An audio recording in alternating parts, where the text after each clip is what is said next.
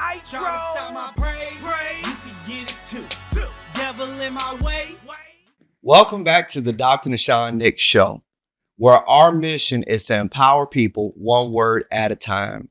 I'm so excited about today's guest, so I need you to stay tapped in, tuned in, and leaned in to the Dr. Nahshon Nicks Show. Please help me show some love to our special guest, Miss Yara Banks. Welcome. Thank you, Nahshon. Thank you so much. I appreciate you.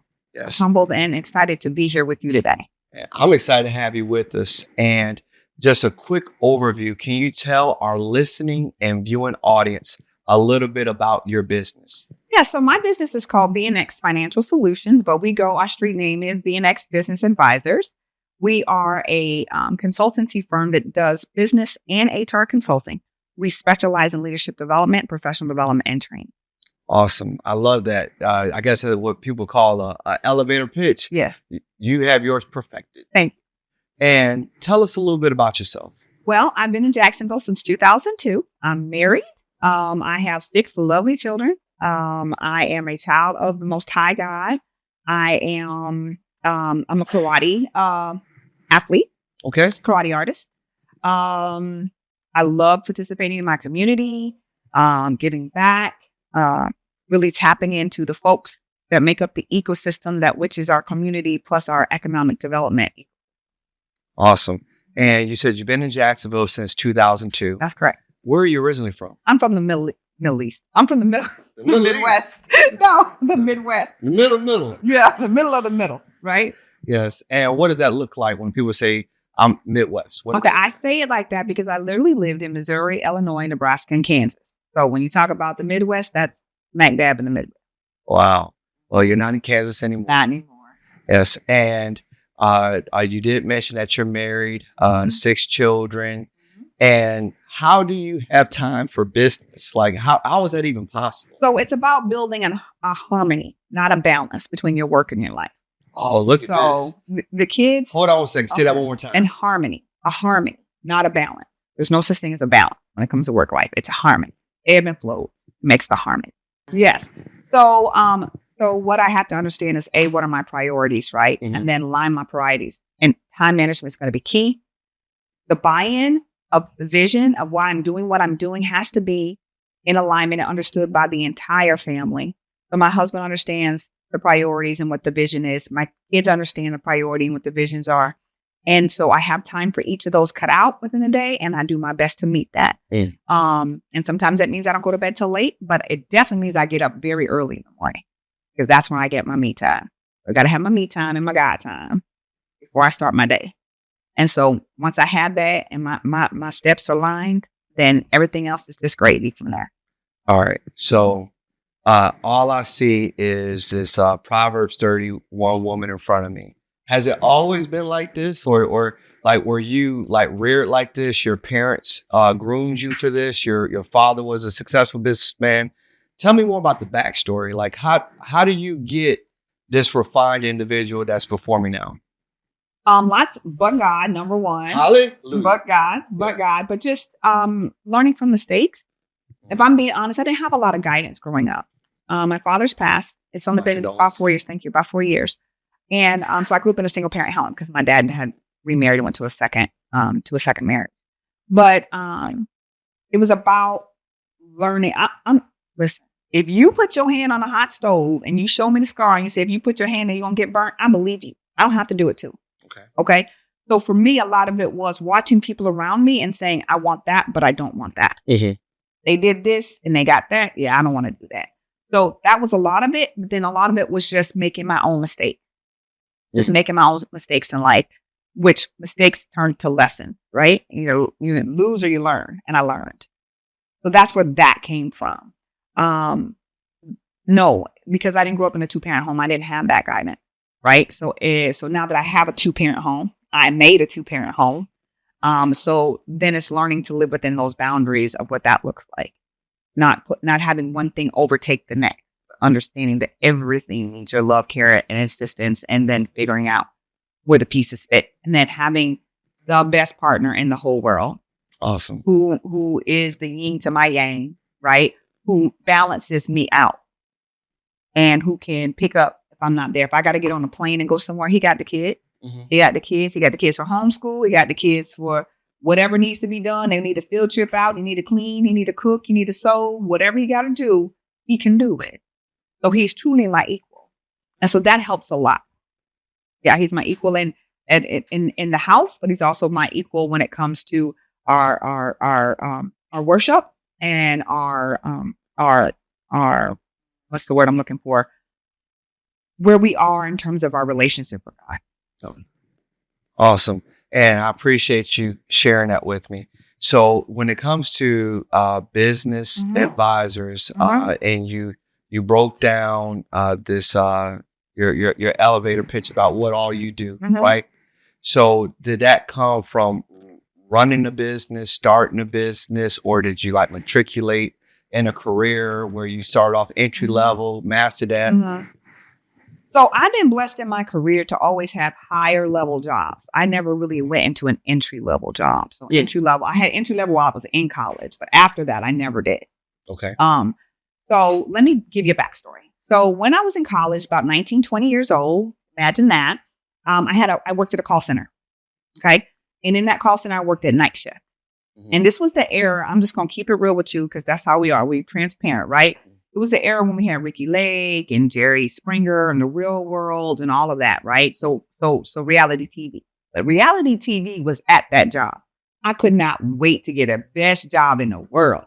Because if nobody called, you could do your homework and get paid, right? I'm in college. But man, you got there and ate popcorn. Folks was fighting. Folks was cussing. People was getting fired. People were getting arrested. People was doing all kind of things they shouldn't be doing at work. I couldn't wait to get there. That was like the thing, the best job ever, right? And so that's how I was for about 6-7 months. It was great. And then I'm just going to be honest. I worked till 5 a.m. And if that phone rang at 4:59, you better answer or you're in trouble. Okay. So my biological clock said I needed to go in the restroom every day around 4:53, 54, right? So that I wasn't at my desk when the phone rang. Okay. So every day I used to go hide out in the bathroom to ride the clock out. I'm just being honest, 19, 20 years old. Yeah, people don't ride the clock out anymore. Yes. Okay, I rolled the clock out, right? So went to the bathroom and this lady was in a stall talking. And she started talking kind of loud. And I was like, ooh, this is about to be good. I'm ear hustling. I'm just being honest. Okay. And then she started crying. I was like, ooh, it's about to be real good. I don't know what's about to happen. It's about to be good. And then she went to the point of where she couldn't hardly breathe. Like it was like an asthma attack kind of sound, that noise. So now I'm beating on the door and I'm like, come out. You okay? You okay? She's trying to talk, but she can't. Fast forward a month before we lost a coworker in that bathroom. She had a heart. When you say lost, I'm going to tell you, she had a heart attack, she bumped her head and got a brain bleed, and she literally died in that stall. So at this point, I'm getting scared now. It's not funny anymore. It's not entertainment. Like, lady, come out. Let me see if I can help you. And so she finally opens the door. And when she opens the door, it's just this shell of a woman standing there. Now, mind you, I'm 19, 20. This is a grown woman. I don't know her name, but I've seen her on the floor before. But she's just the shell. And I'm trying to like, what's going on? What's wrong? She's trying to talk. And all she's saying to me is, I can't do this anymore, but I got kids. I have to feed them. But I can't keep coming here, but I got these kids to feed. She said, the only thing I can think of to do is to go to sleep and not wake up. I looked over and she got a handful of pills. In that moment, I was 100% convicted. Never did anything to nobody, never said nothing to nobody, but I was getting entertainment from what I thought was drama, but really it was trauma.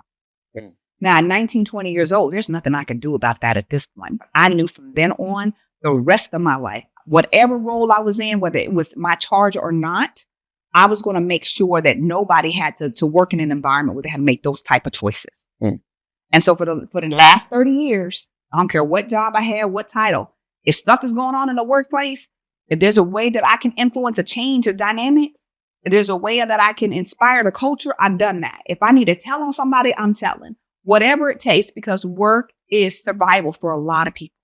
And that's my why.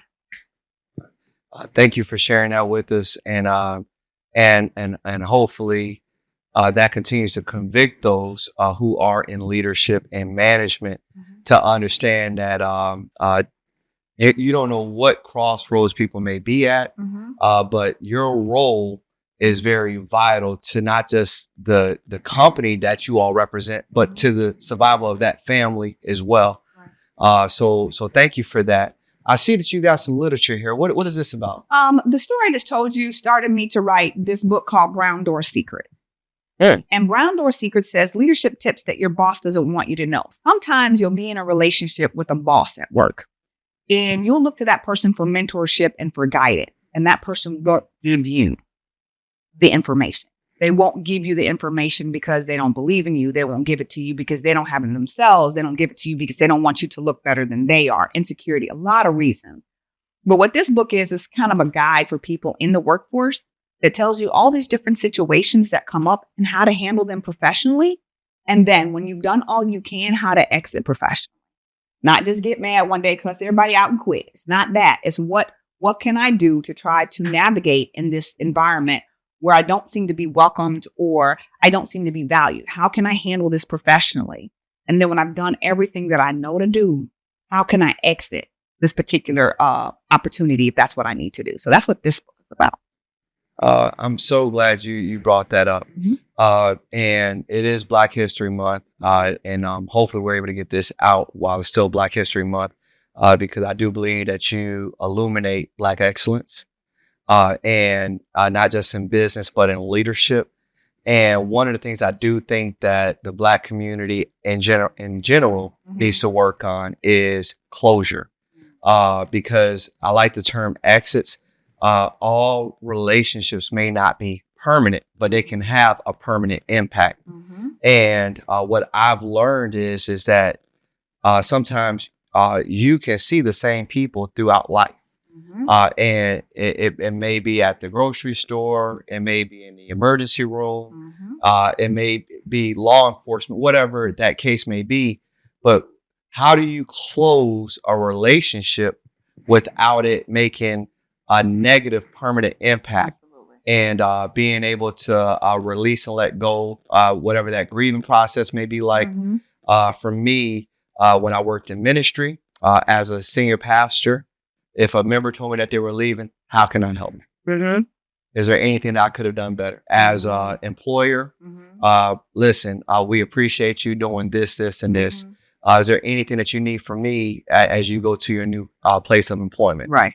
Or you're starting a business. That is phenomenal. Is there anything that I can do to help?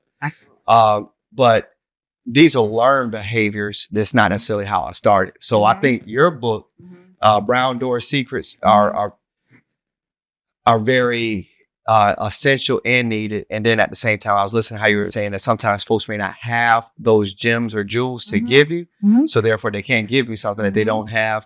And sometimes I do think that trust within the Black community is something that can be hard earned. It can be hard earned, meaning that you're giving them high value information, but because of who the source was, not necessarily the message, but who the messenger was, they may not see the same value in what you're giving or presenting them because they may not appreciate the package that's bringing it. Absolutely. And so, yeah. And who's that book for? So this is for people who are in currently working for someone else. They're currently working for someone and they're struggling to navigate the environment. Roadblocks, gatekeepers, just a lack of awareness. Maybe you don't have that mentor. How do you find one? Maybe you don't know what the next step in your career should be like. How do you find that out? Maybe your boss is blocking you. How do you go around and do skip level? It's all about those kind of things and how do you do it professionally? Because I've had the Brown Door discussion where, listen,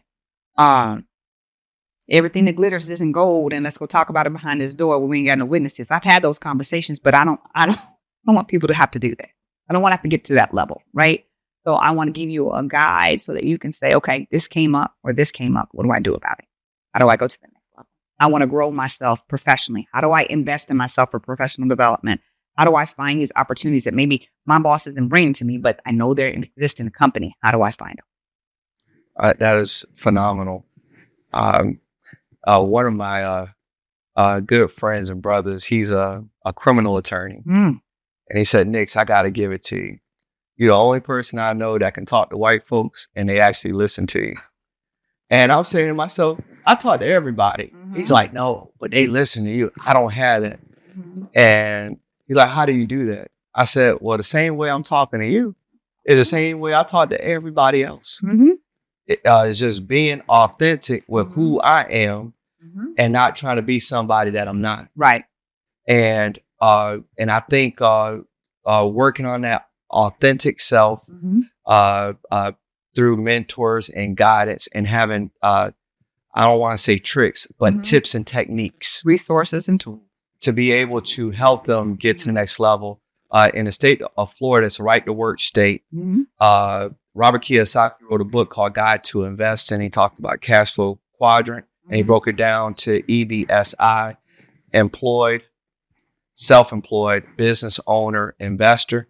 And for employees, if you are in the state of Florida, unless you're in the military or union, you're pretty much self-employed because it's right to work state. So I try to look at it as in this. If I had a job, this job is just helping me build my book of business. And that was one way to where I was able to take transferable relationships as well as resources and tools to my next place of employment, because I had a book of business to take with me. I wasn't flying blind per se. Absolutely. Absolutely. And what else do we have? My other book here is called The Executive Blind Spot. How misalignment with HR will cost your bottom line. This is for my C-suite and my owner. Okay.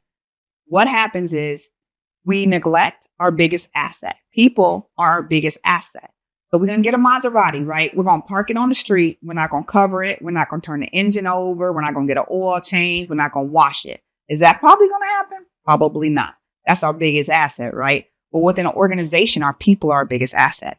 We're not turning them over. We're not washing them. We're not covering them. We're not preparing them for whatever's next. We just get them there, send them a paycheck every 2 weeks, and that's that. What we have to do is nurture them. Everybody innately wants to be a part of something bigger than themselves. Paychecks are great. Number 5, 6, 7, 8 on the list of what's important to me as an employee. Not number 1. How can I show them they're part of my vision? How can I prepare a way for them to continue to grow, add value to the organization, loyal to the organization, want to give me their best every single time? I have to do that by engaging them as a workforce, using my human resources. I'm not talking about the department, although the department helps. I'm talking about the actual human resources. How if they're not aligned with my vision, they're going left and I'm going right. Or I got to fight an uphill battle the whole time because we're bumping heads. I need them to know where I'm going, need to know why I'm going there, and they need to know how does that affect them. If I can get them to know those things, they're going to be on my page. Now, understanding and agreement are not the same thing. Okay? They're not the same. I don't need you to agree. I need you to understand where we're going. This is why I think we're going there. This is where we're headed, and let's go. And so if we can get that going, if we can learn to have difficult conversations, if we can learn how to set out our vision in front of the people, if we can learn how to pour into them, nurture their need to want to do better, to want to contribute more, to grow as human beings, professional development. We can do those things. Cha-ching, cha-ching, cha-ching. What does that mean? Money, money, money, money. Okay. That's what that means. So hold on. Did you say touching or touching? Touching. Touching. Touching. Touching. I Money, like money, that. money, money, money. Because that's the thing, right? We want to improve our profit margin. We want to protect our profit. Protect our profit by protecting our productivity. That means our people, right? Our people and our processes equal our profit. Say that again. Our people and our processes equal our profit. So if we don't protect our people and we have poor processes, our profit's going to suffer. Because like I said, the type of information that you're laying out and putting down, it may take a workshop, a conference, a seminar. And sometimes when you have a full work schedule, typically when you look at workshop seminars, it's typically for, like you said, owners or upper management, not necessarily employees and mid-management. But it seemed like with your 2 books, you're able to close the gap. Regardless of where you're at within the company's org chart, there's some information for you that you can always go back to as a reference or Absolutely. tool. I believe everybody's a leader, right? Different types of leaders, but I believe everybody's a leader. And so I want those who are ready to lead to come on up, and those who are already leader to meet them where they're at. That's what I need. And so at the end of the day, so I want to be able to speak to the C-suite because what they care about is their bottom line, their balance sheet, their profit and loss. And then I want to speak to the people who actually have to do the work. Understand where your supervisor is coming from. Understand why they might not want to be able to help you or might not be able to help you. And how do you still navigate the nest? Yeah. And one of the challenges with the city of Jacksonville that I've identified, and when it comes to major corporations, they typically transplant upper management, middle management from other cities and states to bring to Duval or Jacksonville to fill those areas of employment. But then they typically hire folks from Jacksonville for the entry-level positions. And that's no way to sustain an economy, because if that person is not necessarily bought into Duval or bought into Jacksonville, as soon as their tenure is up with that organization, those resources, that knowledge and that investment goes right back with that individual who migrated for that particular duty station, for lack of a better word. So we've got to do better. We've got to do better on professional development, workforce development, upskilling people to be able to increase their earning potential. I think we get them to a certain level, and then those who want more than that tend to leave the community, right? So we have to find a way to make sure that those leadership skills are in place here, so that when those companies do come in with those higher paying jobs, that we're right here ready to take them on. And I think that there is a skill gap between just like maybe those who are on the verge of being middle management or supervisor level and those above that. There's a skill gap there. So if we can get that gap closed through leadership development training, through professional development training, through succession planning, through workshops. I'm not talking about a one-time training. I'm talking about like cohort level systemic training that starts maybe before they ever get promoted into middle management, right? So like start training them up from the time they start in that organization so that they can continue that growth pattern. If you can do that, then you got it good. Like you really do. You have your core people, and now you just keep that train going. Because what happens is they stop here or they stop here. Right here, it just goes in and out. The return is the turnover is large. Retention is very small. But if you can get people from the time they walk in the door to know what their next steps are on this ladder, on the rung, and how to get there, they're going to go there. Most people will go there. All right. So time is somewhat moving fast on us. This won't be your last time on the Dr. Nahshon Nicks Show. But I want to make sure that I give you an opportunity to maybe answer questions that I may not have asked. But with your business and with your firm, can you give a testimonial of one of your clients that was maybe dealing with one of those challenges with high turnover, or trying to be able to move the needle from just enough or barely enough to profitability, or they were able to scale properly? If you could share one testimonial. Sure. So one of them, now this was a $1.8 billion revenue company. So it's a global company. 1.8 billion. Yes. With a B. Company. Yeah, with a B. Oh, okay. But they had problems with a department that was local. Okay. It was just the department that had a problem. Okay. And so what we did was they called me in to look at their processes. They said, we have this huge bottleneck. Can you look at our processes and figure out what's wrong? So because we do both business and human resources, we were able to identify the problem is not your process, this is your people. And because we do both sides, we didn't have to get another firm in. We already do that, right? So then we started to look at the people.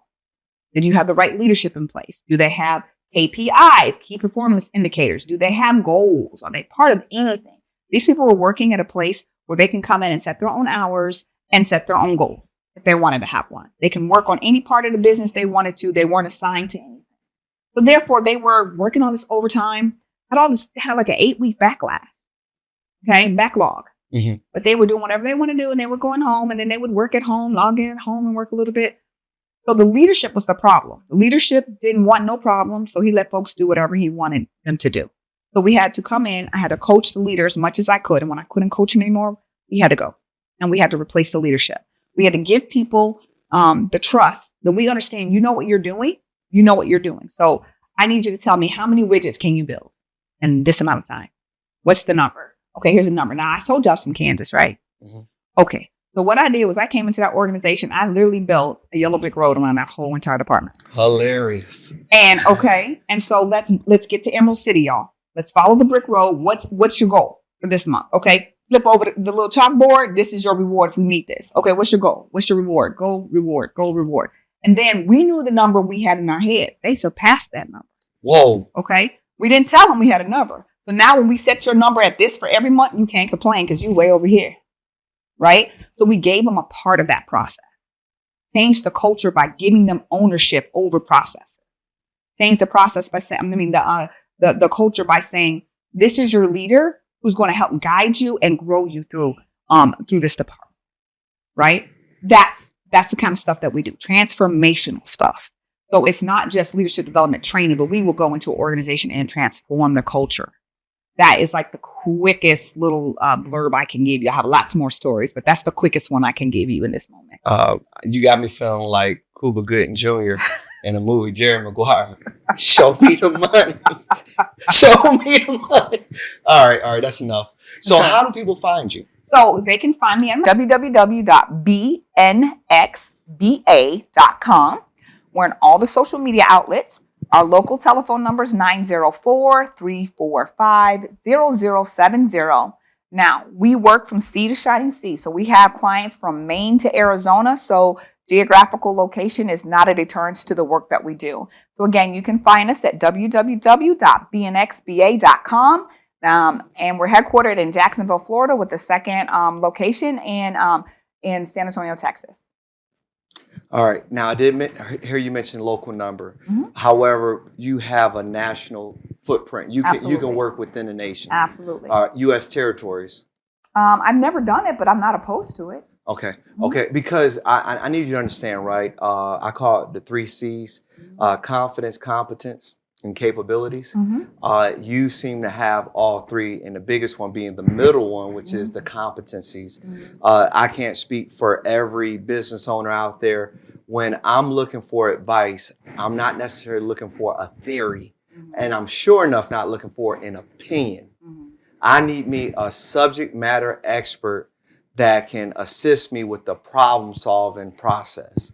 And that's what I've been able to glean from you. Mm-hmm. And I wanted to know, because the average audience for those who watch the Dr. Nahshon Nicks Show are typically between the ages of 35 and 55, which means they could be in the military, about to get ready to retire within the next couple of years, and they're working on that what's next, or they got enough lived experience plus education, and now they're trying to test the market with entrepreneurship. Absolutely. Do you work with nonprofits? I absolutely do. I've founded 2 award-winning nonprofits myself, and helped 17 other nonprofits start. Mm-hmm. So yes, I do. I also work with people who are starting their own just regular business, regular LLCs as well. All right, and then I have a large reach with like 30 churches here in Jacksonville. By any means, do you happen to work with churches as well, or Absolutely. religious organizations? Absolutely, because I think that their setup is much like that of a nonprofit, but also it's where my heart is. I'm a Bible believer myself, so to be able to pour into the kingdom, be able to seed into the kingdom, that's a huge blessing. Absolutely. Yes. So, and for that, what is your capacity pertaining to new clients? Like I said, is it a set amount per month, or is it a set amount per quarter, or do you have open availability to where they can call that number, go to the website, and you're able to make time for those organizations? So yes. So it just depends on what their needs are. Some people just need, like, can you help me write a business plan? Some people might just say, can you file my 501c3 papers? Other people might say, can you come and do strategic planning training for my whole board? So it just depends on what they need. Is it a one-time deal? Is it an ongoing deal? It would just depend. So they would have to call the 904-345-0070 number so that we can see what their needs are, have that initial exploratory conversation, and then figure out what their needs are to figure out how we fit them in. And then give them the website one more time. It is www.B as in boy, N as in Nancy, X as in X-ray, business advisors, bnxba.com. Yes, I've only used this word to describe one other person besides you right now, and I just learned this at a conference in Dallas, Texas, and with Mosaics. Shout out to Mosaics conference. The term is polymath. Polymath is someone who is well disciplined in multiple areas. So it's not a jack of all trades. It's not a Renaissance man or woman. It is literally Proverbs 31. A woman that can take care of family, take care of business, and look out for the community, and also serve God. So thank you for being a part of the Dr. Nahshon Nicks Show. Thank you. Listen, everyone, as I always say, knowledge is power. Knowledge of self is powerful, but knowledge of God is the source of all power. Thank you for staying tapped in, tuned in, and leaned into the Dr. Nahshon Nicks Show. I love you, and God bless you.